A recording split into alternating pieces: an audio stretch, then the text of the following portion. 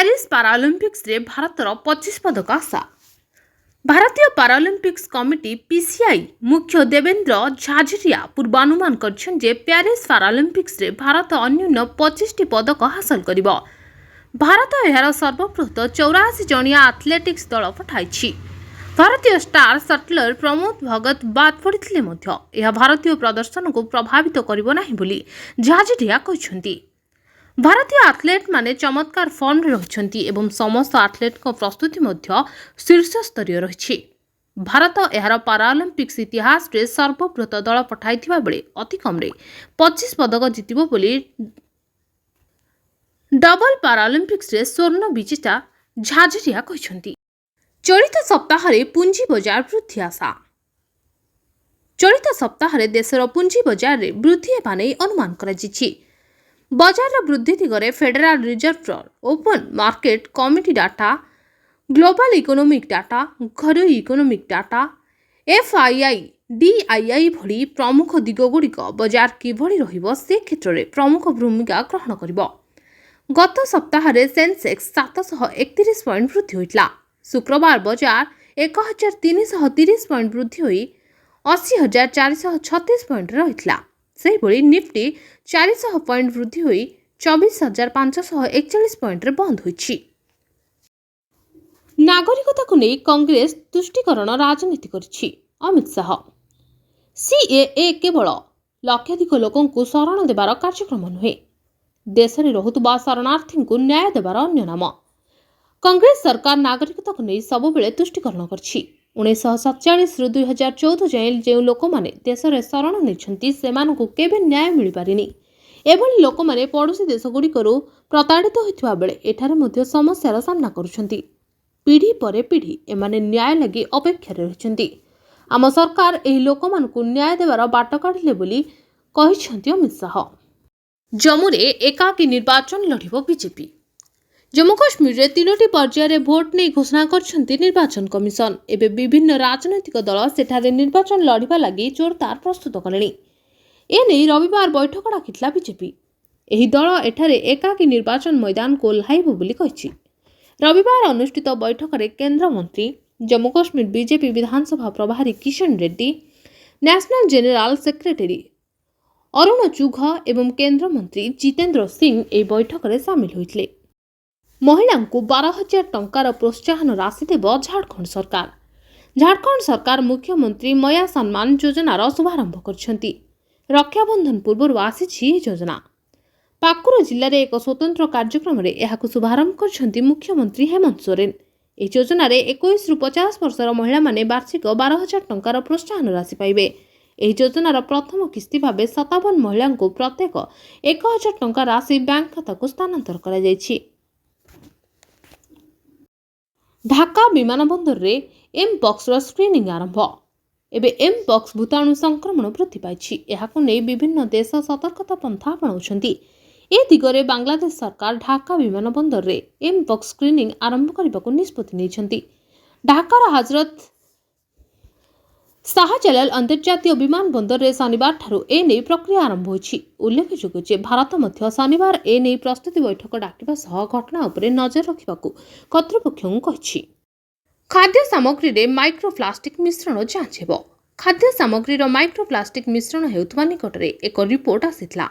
ଏହାକୁ ନେଇ ସରକାର ସତର୍କତା ଅବଲମ୍ବନ କରିଛନ୍ତି। ଏହି ସମସ୍ୟା ସମାଧାନ ନେଇ ଆଗେଇ ଆସିଛି ଭାରତୀୟ ଖାଦ୍ୟ ସୁରକ୍ଷା ଏବଂ ମାନକ କର୍ତ୍ତୃପକ୍ଷ। ଏନେଇ ଯାଞ୍ଚ ପ୍ରକ୍ରିୟା ଗ୍ରହଣ କରାଯିବ।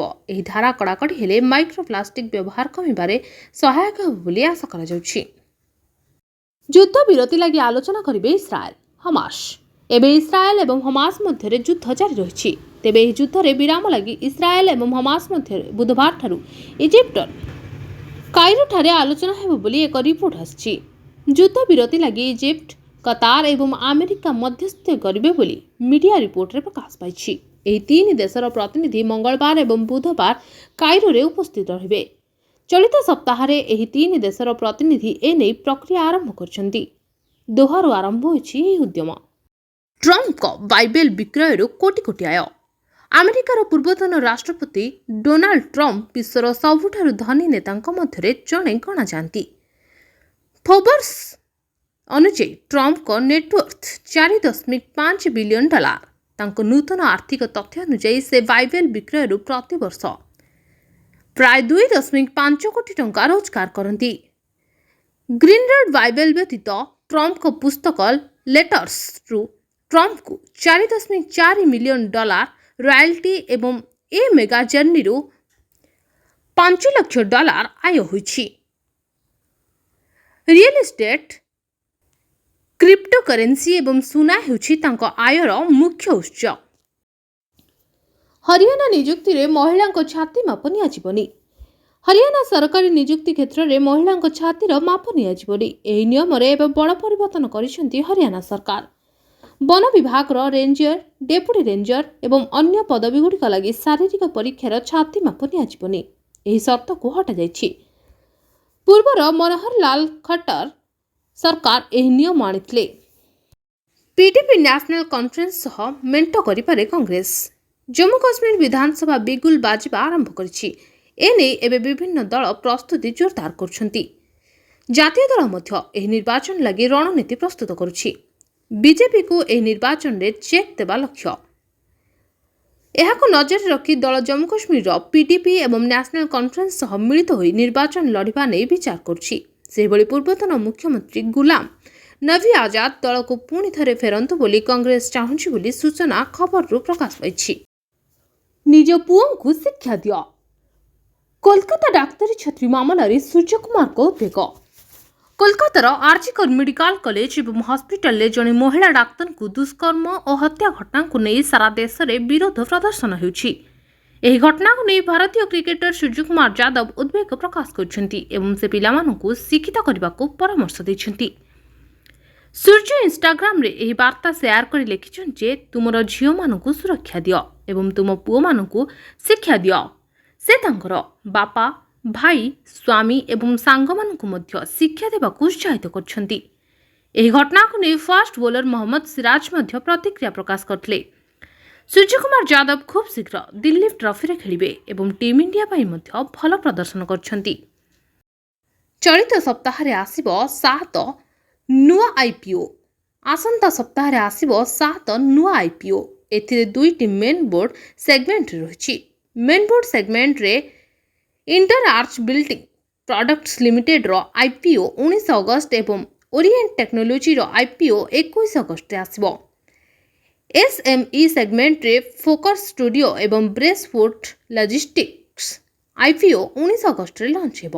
21 ଅଗଷ୍ଟରେ ଆଇଟିଏଲ୍ ଟେକ୍ନୋପ୍ଲାଣ୍ଟସ୍ ଏବଂ କ୍ୟୁବିସି ଏକ୍ସପୋର୍ଟର ଆଇପିଓ ଆସିବ। ସେହିଭଳି 22 ଅଗଷ୍ଟରେ ରିସୋର୍ସଫୁଲ୍ ଅଟୋମୋବାଇଲ 22ରେ ଆଇପିଓ ଆଣିବ। 20 ଅଗଷ୍ଟରେ ଏନ୍ଏସ୍ଇ ଏମ୍ଏମ୍ଇ ପ୍ଲାଟଫର୍ମରେ ସନଲାଇଟ୍ ରିସାଇକ୍ଲିଂ ଇଣ୍ଡଷ୍ଟ୍ରିଜ୍ ଏବଂ ପଜିଟ୍ରନ୍ ଏନର୍ଜି ଲିଷ୍ଟ ହେବ। ଏହି ଦିନ ବିଏସ୍ଇ ଏବଂ ଏନ୍ଏସ୍ଇରେ ସରସ୍ୱତୀ ଶାଢ଼ୀ ଡିପୋ ଲିଷ୍ଟ ହେବ। ଅଲିମ୍ପିକ୍ସରେ କ୍ରିକେଟ, ଆଇସିସିର ନୂଆ ପ୍ରସ୍ତାବ। ଆଗକୁ ୟୁଥ୍ ଅଲିମ୍ପିକ୍ସରେ କ୍ରିକେଟକୁ ସାମିଲ କରିବା ପାଇଁ ଅନ୍ତର୍ଜାତୀୟ କ୍ରିକେଟ କାଉନସିଲ୍ ଆଇସିସି ଯୋଜନା କରୁଥିବା ଜଣାପଡ଼ିଛି। ଆମେରିକାର ଲସ୍ ଏଞ୍ଜେଲସରେ ହେବାକୁ ଥିବା ଅଲିମ୍ପିକ୍ସରେ ପ୍ରଥମ ଥର ପାଇଁ କ୍ରିକେଟ ସାମିଲ ହେବାକୁ ଯାଉଛି। ମୁମ୍ବାଇରେ 2030 ମସିହାରେ ଖେଳାଯିବାକୁ ଥିବା ୟୁଥ୍ ଅଲିମ୍ପିକ୍ସରେ ମଧ୍ୟ କ୍ରିକେଟକୁ ସାମିଲ କରିବା ପାଇଁ ଆଇସିସି ପ୍ରସ୍ତାବ ଦେଇଛି। ଆଇସିସିର ଜେନେରାଲ ମ୍ୟାନେଜର ୱିଲିୟମ ଗ୍ଲେନରାଇଟ୍ ଏ ସମ୍ପର୍କରେ ସ୍ପଷ୍ଟ କରିଛନ୍ତି। ଭାରତ 2036ରେ ଅଲିମ୍ପିକ୍ସ ପାଇଁ ବିଡ୍ ଦାଖଲ କରିବାକୁ ଯାଉଛି। ମପକ୍ସ ରୋକିବାକୁ ଚୀନର କଡ଼ା ପଦକ୍ଷେପ। ବିଶ୍ୱରେ ମପକ୍ସ ମାମଲା ବୃଦ୍ଧି ପାଇବା ସହିତ ଚୀନ ଅଧିକାରୀମାନେ ଏହାର ରୋକିବାକୁ ପ୍ରୟାସ ଜୋରଦାର କରିଛନ୍ତି। ଏହି ମାସର 15 ତାରିଖରୁ ଆରମ୍ଭ ହୋଇ 6 ମାସ ପର୍ଯ୍ୟନ୍ତ ଯେଉଁ ଦେଶ ଏବଂ ଅଞ୍ଚଳରେ ମପକ୍ସ ରୋଗ ନିର୍ଦ୍ଧାରିତ ହୋଇଛି ସେଠାରୁ ଚୀନ ଆସୁଥିବା ଯାତ୍ରୀମାନେ ଯଦି ମପକ୍ସ ସଂସ୍ପର୍ଶରେ ଆସିଛନ୍ତି କିମ୍ବା ଜ୍ୱର, ମୁଣ୍ଡବିନ୍ଧା, ପିଠି ବଥା କିମ୍ବା ଚର୍ମରେ ଦାଗ ଦେଖାଯାଉଛି ତାହେଲେ ସେମାନେ ତାଙ୍କର ଅବସ୍ଥା କଷ୍ଟମ୍ସକୁ ଜଣାଇବାକୁ ପଡ଼ିବ। ଚୀନ ସାଧାରଣ ପ୍ରଶାସନ ଅନୁଯାୟୀ ଏମିତି ବ୍ୟକ୍ତିମାନଙ୍କ ପାଇଁ କଷ୍ଟମ୍ସ ଅଧିକାରୀମାନେ ଚିକିତ୍ସା ସମ୍ବନ୍ଧୀୟ ପଦକ୍ଷେପ ଗ୍ରହଣ କରିବେ ଏବଂ ମପକ୍ସ ପରୀକ୍ଷା କରିବେ। ଯେଉଁ ଦେଶ ଏବଂ ଅଞ୍ଚଳରୁ ମପକ୍ସ ମାମଲା ରିପୋର୍ଟ ହୋଇଛି ସେଠାରୁ ଆସୁଥିବା ଯାନବାହନ, କଣ୍ଟେନର ଏବଂ ମାଲ ଅନ୍ୟାନ୍ୟ ସାମଗ୍ରୀ ଯଦି ଦୂଷିତ ହୋଇଥାଏ ତାହାକୁ ସାନିଟାଇଜ୍ କରାଯିବ। चंपई सोरेन बीजेपी रे मिसिबे ना नहीं सस्पेंस जारी। झारखंड मुक्ति मोर्चा नेता तथा झारखंड पूर्वतन मुख्यमंत्री चंपई सोरेन बीजेपी रे सामिल हेबे कि नहीं से नहीं एबे सस्पेंस जारी रही। Champai social media profile JMM leader एवं मंत्री बायो को हटाई देछंती। एही पूर्वतन मुख्यमंत्री घर सढ़ई कला खरसुआ डिलार जिलिंगोड़ारू जेएमएम पताका हटाई दि जाइछि। चंपई सह आउ किछि विधायक बीजेपी रे सामिल हेबे बोली मध्य कहा जाउछि। डेराडून आईएसबीटी रे बस रे किशोरी को गण बलात्कार। डेराडून आईएसबीटी रे एक बस भितर जड़े किशोरी को गण बलात्कार अभियोग होइछि। एही घटना घटिबार 4 दिन पर पुलिस रे एफआईआर होइतला। एही मामला रे पुलिस एबे 5 अभियुक्तों को गिरफ्त करछि। एथिरे 3 जण बस ड्राइवर, जड़े कंडक्टर एवं जड़े कैशियर सामिल होइछन्ति। 13 अगस्ट राति 2टारे एभली घटना घटिथिबा कहा जाउछि। एही घटना रे तदंत जारी रखिछि पुलिस। राजस्थान रो 100 हॉस्पिटल को बम रे उड़ाई देबाकू धमक। जयपुर रो मोनीलेक एवं सिकेबिल्ला समेत राजस्थान रो 100 रु अधिक हॉस्पिटल को बम रे उड़ाई देबाकू धमक मिलछि। ए खबर मिलबा परे पुलिस एही हॉस्पिटल गुडिकर सर्च ऑपरेशन चलाइतला। एथिरे कोनोसी भी संदिग्ध सामग्री मिली नथला। एहा परे प्रशासन आश्वस्त होइतला।